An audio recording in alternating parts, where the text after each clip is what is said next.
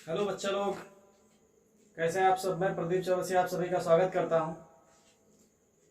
हम लोग फिजिक्स पढ़ रहे थे कक्षा 10 की, जिसमें प्रकाश का परावर्तन पढ़ रहे थे। तो हमने उसमें दर्पण के बारे में जान लिया था। दर्पण के प्रकार कौन कौन से थे, उत्तल दर्पण, अवतल दर्पण, ये सब सारी चीज़ें जान ली थी। तो आज दर्पण से संबंधित कुछ परिभाषाओं के बारे में जानेंगे।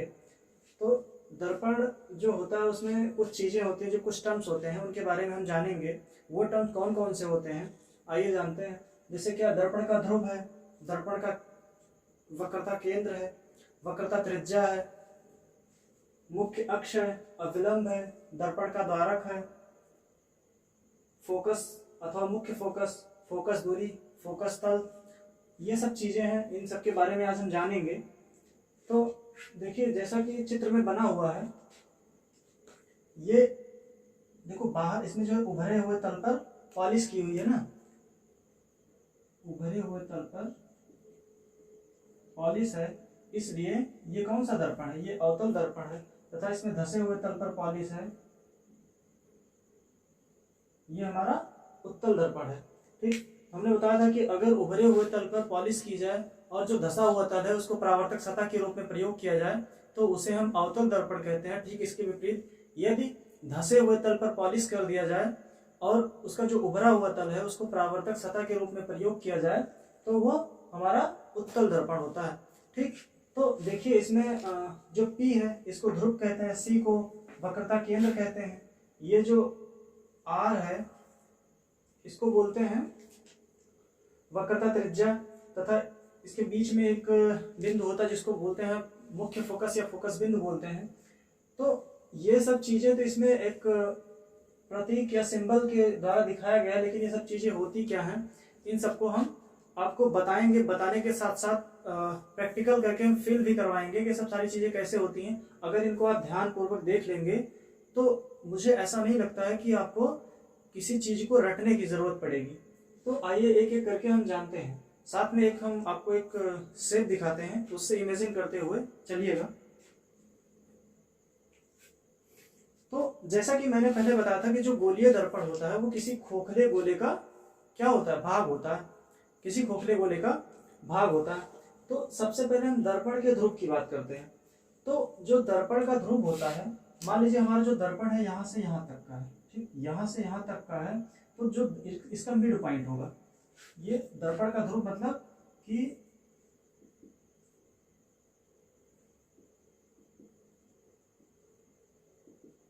Mid point of mirror. ठीक, तो देखिए यहाँ पे यहाँ से यहाँ तक दर्पण है और इसका जो मध्य बिंदु है, मिड पॉइंट है, वो P है। तो यही हमारा क्या है, यही हमारा ध्रुव है। और इस वाले में यहाँ पे P है, ये हमारा ध्रुव है। उसके बाद फिर आता है वक्रता केंद्र। क्योंकि हमने बताया था कि कोई भी अगर दर्पण होगा गोलीय दर्पण तो वो किसी न किसी खोखले गोले का भाग होता है। जैसा कि इसमें देख रहे हैं कि ये अवतल दर्पण है, ये उत्तल दर्पण है। चूंकि ये किसी खोखले गोले के कटे हुए भाग हैं तो इसका मतलब ये जिस गोले का भाग है उसका कहीं न कहीं पे एक केंद्र होता होगा। तो जो केंद्र होगा उसी को हमने नाम दिया वक्रता केंद्र। देखो जैसे कि ये मेरे पास एक गोल है, ठीक है, एक वृत्त के आकार का एक ये सर्कल है। हम इसको यहाँ पे रख देते हैं और मान लेते हैं कि इतना जो है हम ढक लेते हैं। तो इधर एक ये दर्पण हुआ ना, तो चूंकि ये दर्पण इस पूरे गोले का भाग है तो इसका जो केंद्र होगा वही क्या होगा, वही इसका वक्रता केंद्र कहलाएगा। ठीक, समझ में आया ना। मतलब कि दर्पण जिस खोखले गोले का भाग होता है उसके केंद्र को ही दर्पण का वक्रता केंद्र कहते हैं। ठीक, और इसको हमेशा कैपिटल C से दर्शाते हैं, जैसे कि इसमें दिखाया गया है। इस अवतल दर्पण का वक्रता केंद्र C है और इस वाले का भी वक्रता केंद्र C ही है। ठीक, फिर आती है वक्रता त्रिज्या। ठीक, तो जो गोला होता है, कोई भी वृत्त होता है या अगर गोला है तो उसका जो केंद्र होगा, केंद्र से परिधि तक की जो दूरी होती है उसको त्रिज्या बोलते हैं। अब चूंकि यहाँ पे दर्पण के रेफरेंस में बात हो रही है तो हम यहाँ पे उसको नाम दिए हैं वक्रता त्रिज्या। वक्रता त्रिज्या इसलिए दिए हैं क्योंकि ये पूरी तरह से गोला नहीं, इसको गोलीय त्रिज्या ना बोल के वक्रता त्रिज्या इसलिए बोला गया क्योंकि ये एक कर्व के रूप में है, यहाँ पे एक कर्व के रूप में है और कर्व को हम बोलते हैं वक्र। तो इसको वक्रता त्रिज्या नाम दिया गया क्योंकि ये एक टेढ़े रूप में है, और कोई भी अगर जो ऐसे शेप होती है उसको बोलते हैं वक्र, या फिर इसका जो घुमाव उसको बोलते हैं वक्रता।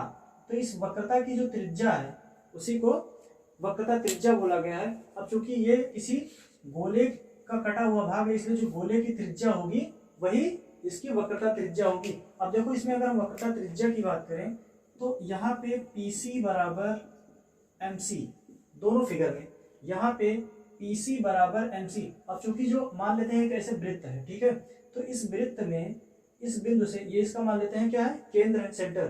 तो इस सेंटर से इस परिधि पे जितनी भी दूरी लेंगे वो सारी आपस में क्या होती हैं, बराबर होती हैं। क्या होती हैं, बराबर होती हैं। अब चूंकि यहाँ पे अगर यहाँ से यहाँ तक की दूरी है तो यहाँ से यहाँ तक की भी दूरी R ही होगी। ये दूरी जब R है तो ये भी दूरी R होगी। अगर हम यहाँ से इधर की बात करें, चूंकि लेकिन हमको इधर से मतलब नहीं है क्योंकि ये पूरा खाली हम यहाँ पे इसको एक प्रोजेक्शन दे दिए हैं दिखाने के लिए किसी एक खोखले गोले का भाग था, ठीक है। तो ये क्या है, ये वक्रता त्रिज्या, ध्रुव से वक्रता केंद्र के बीच की दूरी को वक्रता त्रिज्या कहते हैं, ठीक। उसके बाद फिर आते हैं मुख्य अक्ष, ठीक।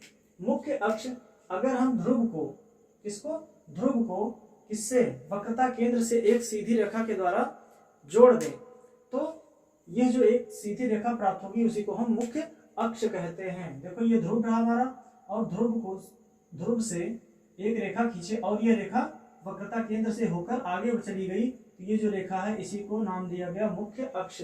इस वाले चित्र में देखो यहाँ पे ध्रुव P था, ये वक्रता केंद्र C है, इसको हमने आगे बढ़ाते हुए मिला दिया, तो यहाँ पे एक हमको सीधी रेखा या फिर एक स्ट्रेट लाइन मिली। और कैसी स्ट्रेट लाइन, वर्टिकल है, वर्टिकल नहीं, ये हॉरिजॉन्टल लाइन है, मतलब कि एक होती है ऊर्ध्वाधर रेखा और एक होती है क्षैतिज रेखा। तो यहाँ पे जो है ये क्षैतिज है ना, ऐसे होती तो ऊर्ध्वाधर होती, लेकिन ये कैसी है, पड़ी अवस्था में, तो इसको हम क्षैतिज बोलेंगे। तो इसी क्षैतिज रेखा को कहा गया है मुख्य अक्ष, ठीक। और फिर आगे आते हैं अभिलंब। तो जो अभिलंब होता है, अगर हम बात करें कि कोई वृत्त है, ये कोई एक वृत्त या सर्कल है, और इस सर्कल के सेंटर से किसी भी बिंदु पर, सर्कल के सेंटर से इसकी जो सर्कमफेरेंस या परिधि है, ये हुआ हमारा सेंटर या फिर केंद्र, और ये परिधि, तो इसके किसी भी बिंदु पर हम एक रेखा खींच दें तो, और ये जो बिंदु लिए हैं इसको हम ऐसे उससे एक स्पर्शी खींचे, तो हमेशा हमने रेखा गणित में पढ़ा था कि परिधि पर अगर जो स्पर्शी है, जिस बिंदु पर वृत्त को काटती है स्पर्शी, अगर उस बिंदु से हम केंद्र को मिला दें एक रेखा के द्वारा, तो वो रेखा उस स्पर्शी के साथ हमेशा लंब बनाती है। और चूंकि हमको यहाँ पे अभिलंब पढ़ना है, तो ये जो अभिलंब है ये हमको सिर्फ दर्पण के संदर्भ में बात करना है। तो दर्पण के वक्रता केंद्र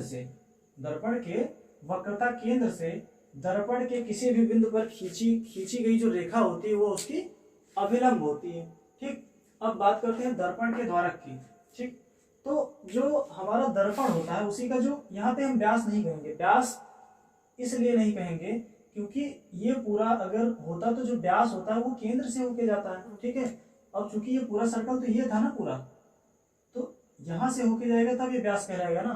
तो हम कहेंगे कि मान लेते हैं अगर ये C केंद्र वाले वृत्त का एक भाग है, C केंद्र वाले वृत्त का एक भाग mm से दर्पण बना है, तो यहाँ पे जो mm जीवा होगी, mm डैश जो जीवा होगी वही उसका द्वारक है। या फिर हम कह सकते हैं कि अगर ये ऐसे कोई दर्पण है, ठीक, तो अगर दर्पण के दोनों छोर को एक सीधी रेखा से मिला दें तो हमको जो एक व्यास प्राप्त होगा उसी को हम बोलते हैं द्वारक, ठीक है। दर्पण का द्वारक या फिर अपर्चर बोलते हैं उसको, ठीक। फिर बात करते हैं फोकस अथवा मुख्य फोकस की, ठीक। तो फोकस अथवा मुख्य फोकस के लिए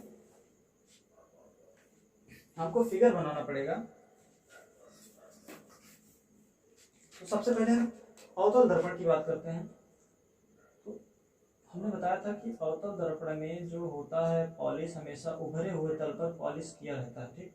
अब चूंकि इसका ये ध्रुव P है, ठीक, जो मुख्य फोकस होता है इसमें मान लेते हैं कि जो सारी किरणें हैं ये एक दूसरे के या फिर ये जो मुख्य अक्ष है इसके समांतर आ रही हैं।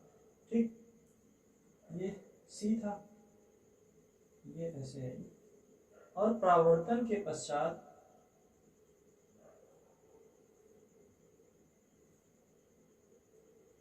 किसी एक बिंदु पे जाकर मिल रही हैं।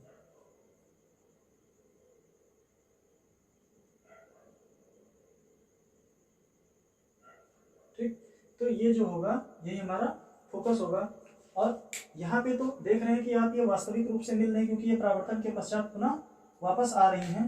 और उत्तल दर्पण की बात करें,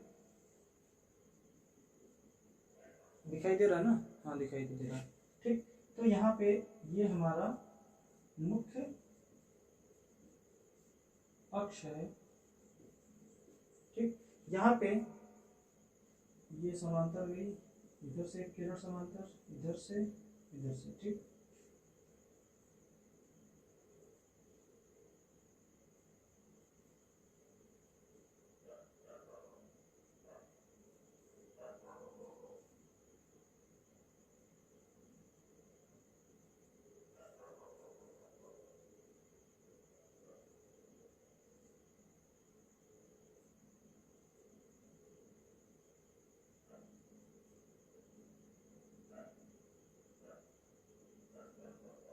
ये यहाँ कहीं पे सी। तो ये था हमारा अवतल दर्पण।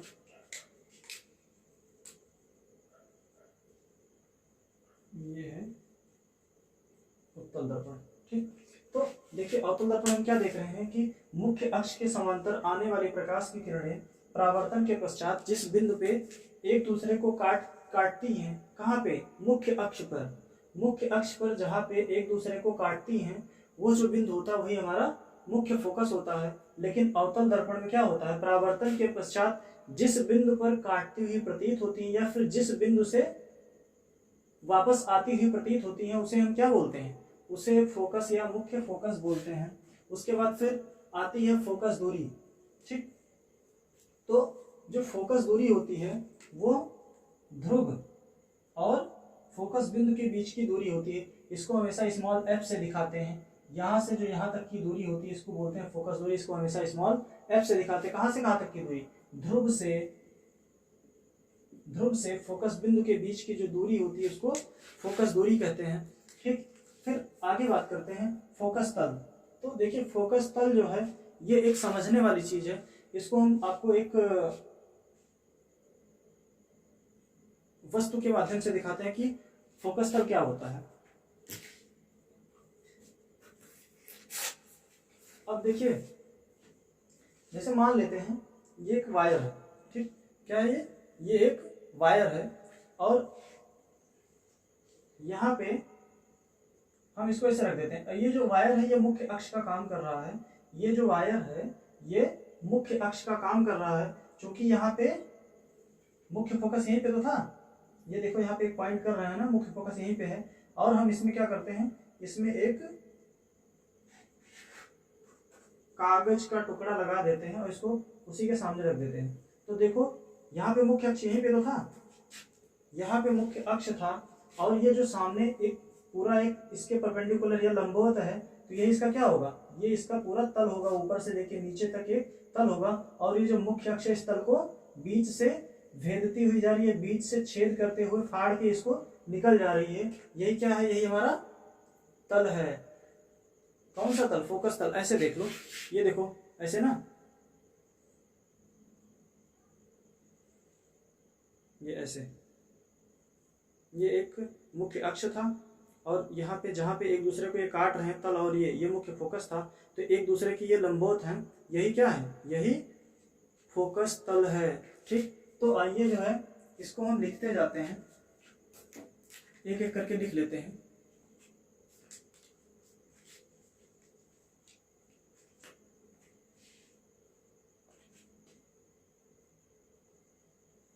हाँ, तो इसको निरेश करते हैं और लिखते जाते हैं एक एक करके।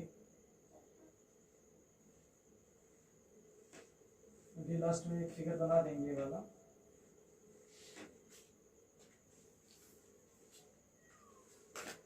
सबसे पहले देखेंगे ध्रुव या फिर पोल, दिखाई दे रहा है ना? ठीक। तो सबसे पहले लिखेंगे कि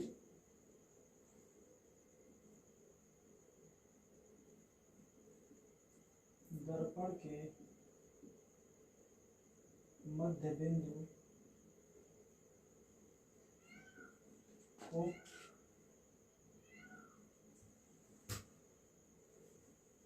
ध्रुव कहते हैं। ध्रुव कहते हैं। चित्र में P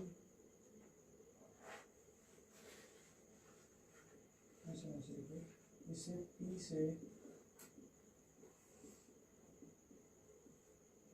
प्रदर्शित करते हैं। मतलब उपरोक्त चित्र में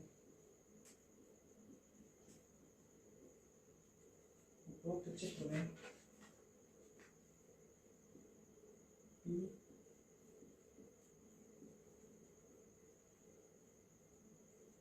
दर्पण का ध्रुव है। ठीक। उपरोक्त चित्र में देखो यहाँ पे ये उपरोक्त चित्र है, ये दो चित्र हैं, यहाँ पे जो P है यही दर्पण के ध्रुव है। ठीक। फिर आगे आता है वक्रता केंद्र। अभी तो जगह है इसमें, दूसरा लिखते हैं।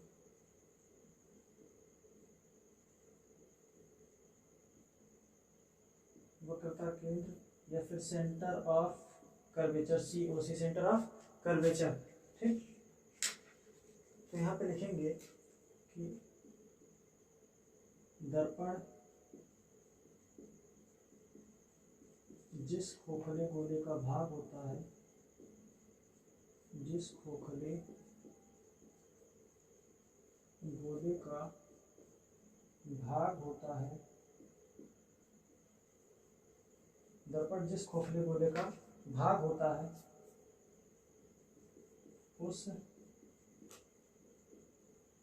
गोले के केंद्र को ही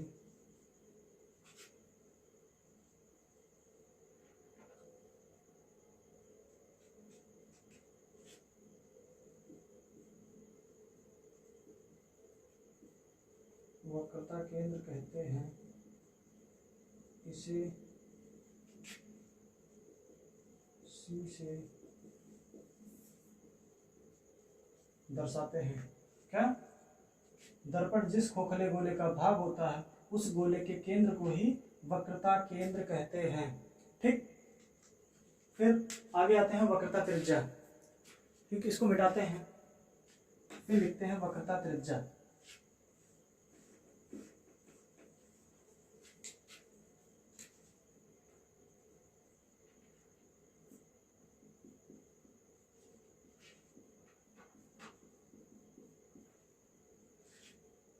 ये होता है रेडियस ऑफ कर्वेचर, वक्रता त्रिज्या। तो लिखेंगे कि दर्पण जिस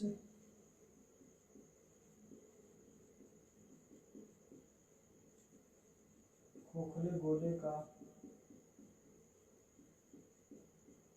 भाग होता है, दर्पण जिस खोखले गोले का भाग होता है उस गोले की त्रिज्या ही दर्पण की वक्रता त्रिज्या कहलाती है। वक्रता त्रिज्या कहलाती है या फिर रेडियस ऑफ कर्वेचर कहलाती है। इसे कैपिटल R से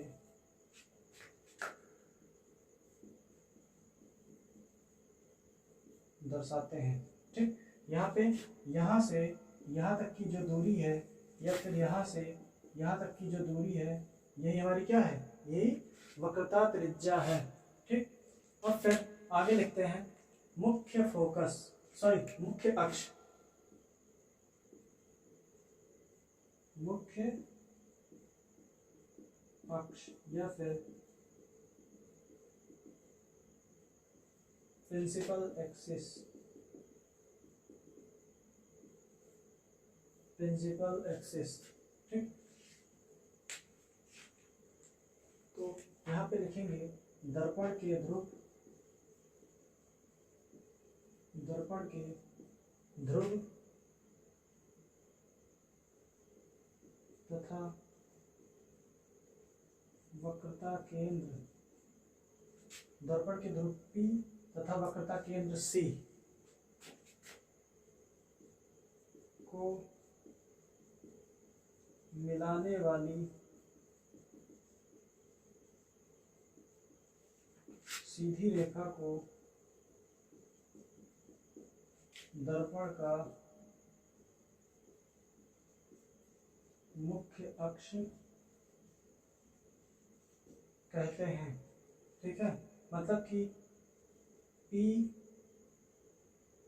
सी से होकर जाने वाली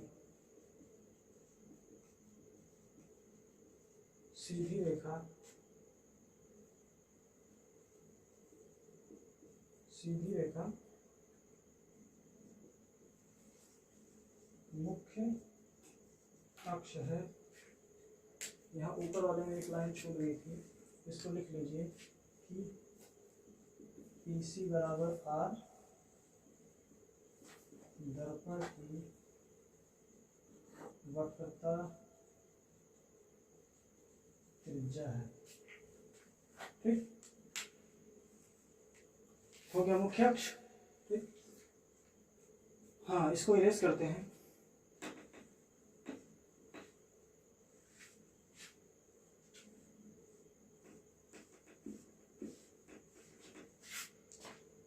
फिर आगे लिखते हैं अविलंब। अविलंब को बोलते हैं नॉर्मल। ठीक, तो यहाँ पे एक लाइन में लिखेंगे वक्रता केंद्र C से दर्पण के किसी भी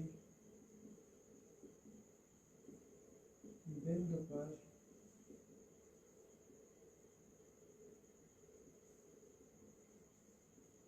खींची गई रेखा को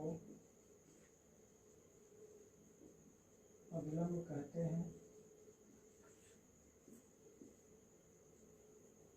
अथवा एक परिभाषा शुरू में बताया था हमने, आपतन बिंदु पर खींचा गया, बिंदु पर खींचा गया लंब ही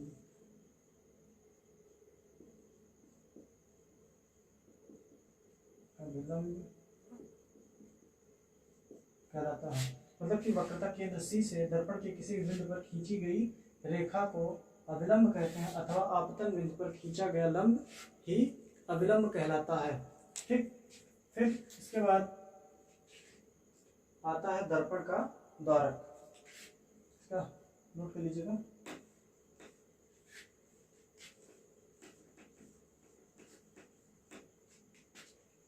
फिर लिखेंगे दर्पण का द्वारक।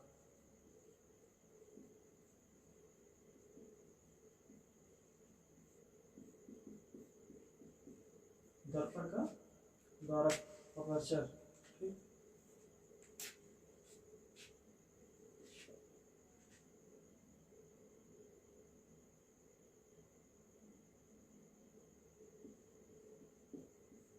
दर्पण के दोनों छोरों के मध्य की दूरी, सीधी दूरी को दर्पण का द्वारक कहते हैं। चित्र में MM'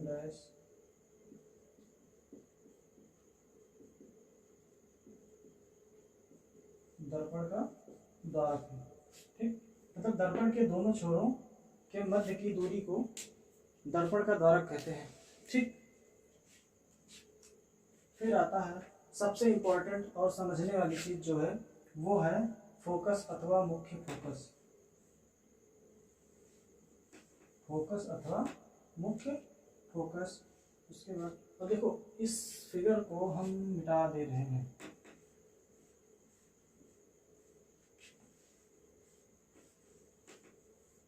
अगर इस फिगर को देखने की जरूरत होगी तो वीडियो को थोड़ा सा रिवर्स कर लीजिएगा और स्क्रीनशॉट लेके फिर इसको देख लीजिएगा। तो हम इसमें दो चित्र बनाते हैं, एक बनाएंगे अवतल दर्पण का, यहाँ पे रहा P, ये इसका मुख्य अक्ष, और इसी मुख्य अक्ष को आगे बढ़ा के हम एक दूसरा दर्पण बना देते हैं। यहाँ पे ये रहा हमारा अवतल दर्पण, ये रहा उत्तल दर्पण। अवतल को क्या बोलते हैं और उत्तल को क्या बोलते हैं, तो जरा इनको बताइएगा, और किस नाम से जाना जाता है उत्तल और अवतल को। तो यहाँ पे हमने बताया था कि मुख्य अक्ष के समांतर आने वाली प्रकाश की किरणें परावर्तन के पश्चात जिस बिंदु पर मिलती हैं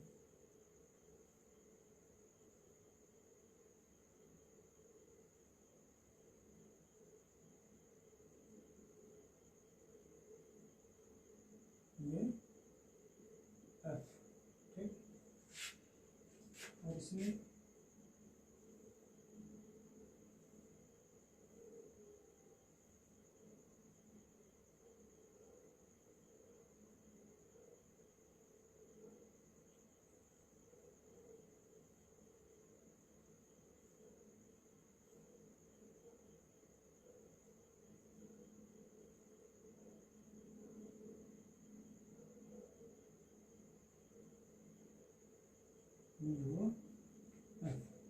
तो हम लिखेंगे यहाँ पे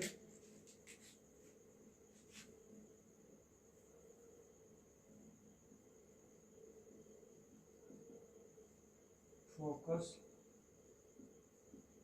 अथवा मुख्य फोकस। ठीक, देखिए यहाँ पे मुख्य अक्ष के समांतर, मुख्य अक्ष के समांतर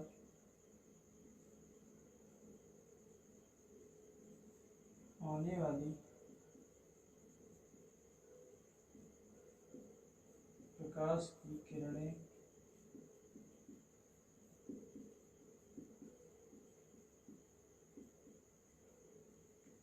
परावर्तन के पश्चात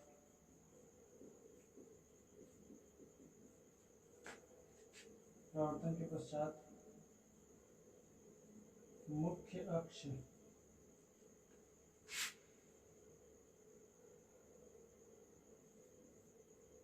अक्ष के जिस बिंदु पर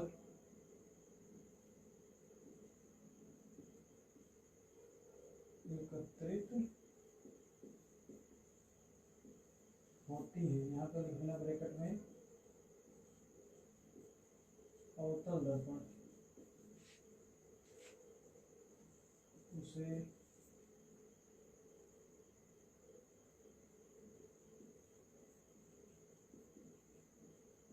मुख्य फोकस कहते हैं तथा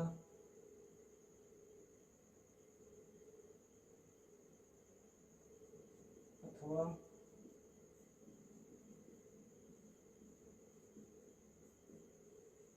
परावर्तन के पश्चात जिस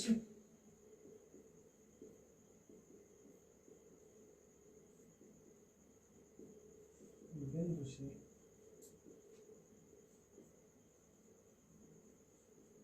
आती हुई प्रतीत होती है, ब्रैकेट में लिखना उत्तल दर्पण, प्रतीत होती है, ब्रैकेट रखना उत्तल दर्पण, उसे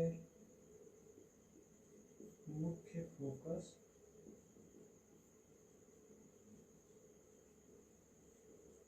कहते हैं। इसे एफ से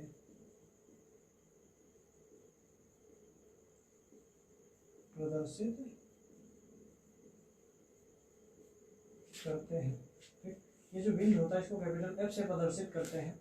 अब देखो यहाँ पे हमने क्या लिखा कि मुख्य अक्ष के समांतर आने वाली प्रकाश की किरणें परावर्तन के पश्चात जिस बिंदु पर मिलती हैं, अवतल दर्पण में जिस बिंदु पर मिलती हैं उसे हम क्या कहते हैं, मुख्य फोकस, अथवा मुख्य अक्ष के समांतर आने वाली प्रकाश की किरणें परावर्तन के पश्चात, देखो परावर्तन के पश्चात जिस बिंदु से, यहाँ से देखो आती हुई ऐसे ऐसे इसको आगे बढ़ा दें, इसे लग रहा है यहीं से निकल रही सारी किरण ना, आती हुई प्रतीत होती हैं, उसे मुख्य फोकस कहते हैं। देखो प्रतीत होने वाली जो घटना जिसमें हमें आभास होता है किसी एक बिंदु से आती हुई प्रतीत हो रही सारी परावर्तित किरणें, उसे हम उत्तल दर्पण का मुख्य फोकस कहते हैं। और यहाँ पे एक ध्यान देने वाली बात यह है कि जो अवतल दर्पण का मुख्य फोकस होता है वो हमेशा बाईं तरफ होता है तथा उत्तल दर्पण का जो फोकस होता है वो हमेशा दाईं तरफ होता है। यही कारण है कि अवतल दर्पण में जो फोकस दूरी होती है उसको हम ऋणात्मक लेते हैं और उत्तल दर्पण में जो फोकस दूरी होती है उसको धनात्मक लेते हैं। और ये जो साइन कन्वेंशन है ये किस प्रकार लिया जाता है अभी इसके बारे में हम आपको बताएंगे। इसको पहले लिखिए, फिर आती है फोकस दूरी।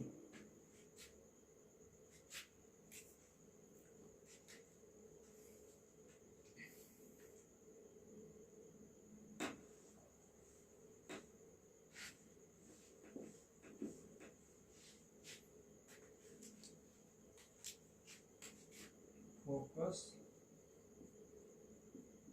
दूरी, फोकल लेंथ। तो हम लिखेंगे दर्पण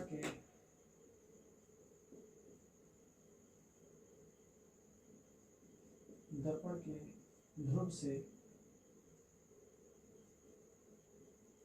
मुख्य फोकस तक की दूरी को फोकस दूरी कहते हैं। इसे स्मॉल एफ से प्रदर्शित करते हैं, इसको स्मॉल एफ से प्रदर्शित करते हैं। दर्पण के ध्रुव से मुख्य फोकस तक की दूरी को फोकस दूरी कहते हैं, इसे स्मॉल एफ से प्रदर्शित करते हैं। यह दूरी वक्रता त्रिज्या की आधी होती है। हमने जो पिछला चित्र बनाया था आप उसको वीडियो रिवर्स करके देखिएगा कि जो फोकस दूरी होगी, फोकस दूरी बराबर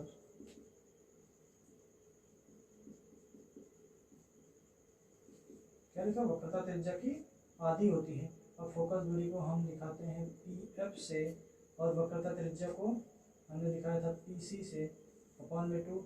और जो पी एफ है ये जो दूरी होती है इसको दिखाते हैं स्मॉल एफ से, और पी सी मतलब कि वक्रता त्रिज्या को हमने बताया था कैपिटल आर से अपॉन में 2, मतलब कि जो फोकस दूरी होती है एफ बराबर r/2 होती है। अभी इसको हम प्रूव करके बताएंगे कि ये किस प्रकार से आता है। ठीक, अब जो फोकस तल होता है उसके बारे में लिखते हैं।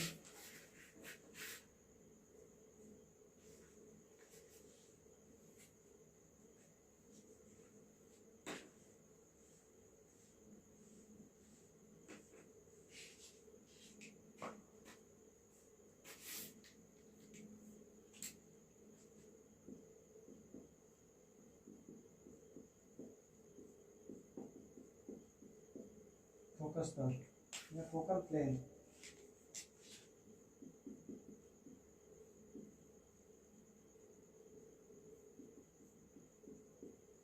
फोकल प्लेन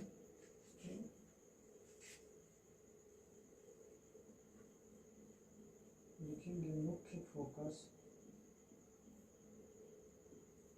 के लंबवत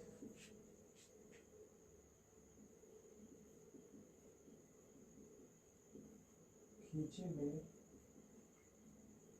तल को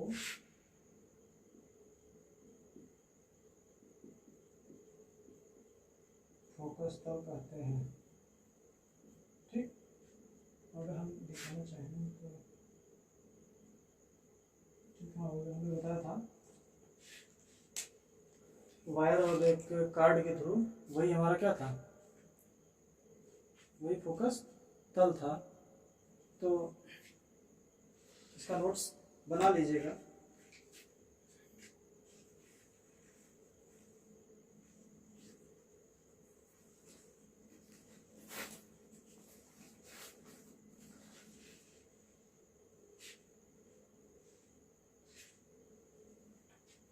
इसको इरेज करते हैं।